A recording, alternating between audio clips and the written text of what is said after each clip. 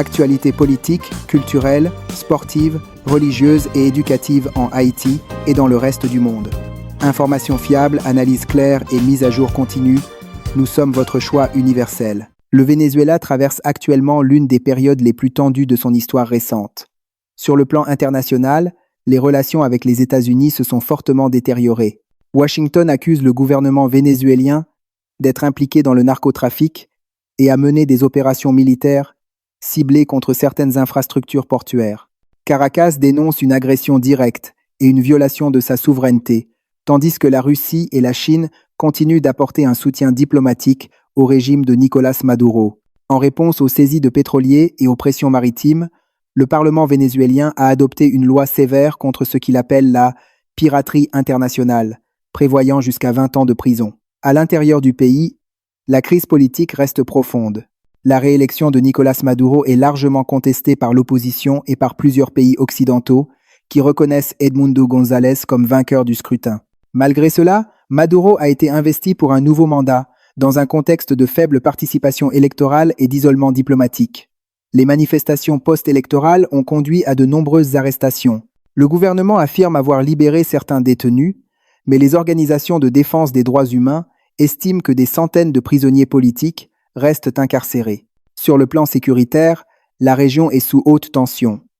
Les États-Unis ont renforcé leur présence militaire dans les Caraïbes, officiellement pour lutter contre le trafic de drogue. Le gouvernement vénézuélien parle de menaces d'invasion et affirme se préparer à défendre le territoire national, même si de nombreux experts estiment qu'un conflit direct reste peu probable à court terme. L'économie vénézuélienne demeure fragile.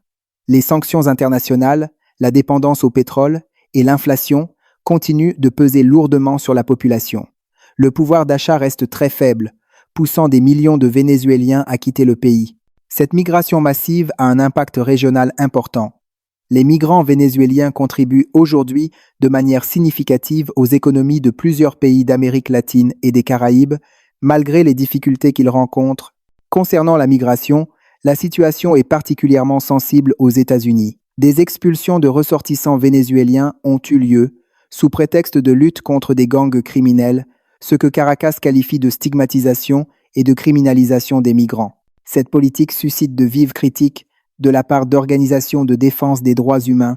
Enfin, sur le plan social et psychologique, la population vit dans un climat de peur, de fatigue et d'incertitude. Après des années de crise économique, politique et humanitaire, beaucoup de Vénézuéliens redoutent une aggravation de la situation, voire un conflit armé, tout en continuant à lutter pour survivre au quotidien. Voici l'histoire du Venezuela, expliquée clairement, depuis ses origines jusqu'à aujourd'hui. 1.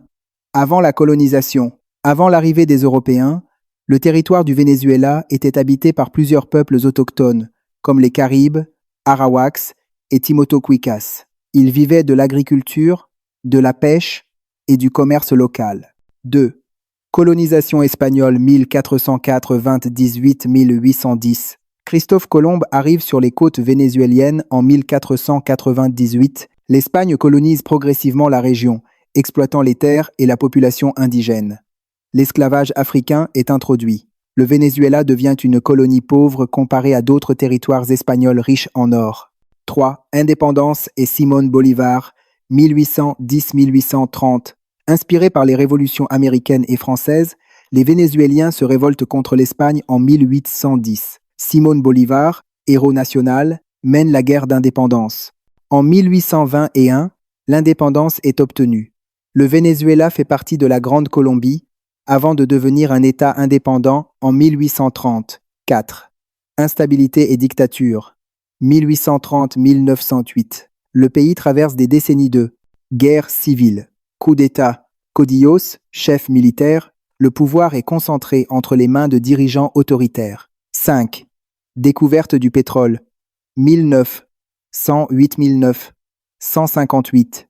La découverte du pétrole transforme le Venezuela en l'un des pays les plus riches d'Amérique latine. Cependant, la richesse est mal répartie. Le pays est dirigé par des dictatures militaires, notamment celle de Marcos Pérez Jiménez. 6. Démocratie fragile. 1950, 8998. Après la chute de la dictature en 1958, le Venezuela adopte un système démocratique.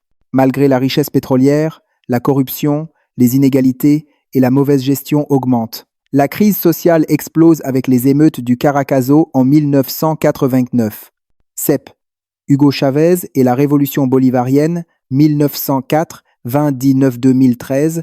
En 1999, Hugo Chavez arrive au pouvoir. Il lance une révolution socialiste, nationalisation, programmes sociaux, opposition aux États-Unis.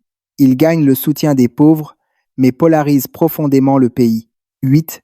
Nicolás Maduro et la crise profonde, 2013 aujourd'hui. Après la mort de Chavez, Nicolás Maduro prend le pouvoir. Le pays s'enfonce dans une crise économique majeure, hyperinflation, pénurie, migration massive. Les élections sont fortement contestées et le pays est isolé sur la scène internationale. 9. Venezuela aujourd'hui. Le Venezuela reste, riche en pétrole, mais pauvre en conditions de vie, divisé politiquement. Au cœur de tensions internationales, des millions de Vénézuéliens ont quitté le pays pour survivre. Conclusion. L'histoire du Venezuela est marquée par l'espoir, la richesse pétrolière, les luttes de pouvoir et la résilience de son peuple. C'est un pays au potentiel immense, mais freiné par des décennies de mauvaise gouvernance et de conflits politiques.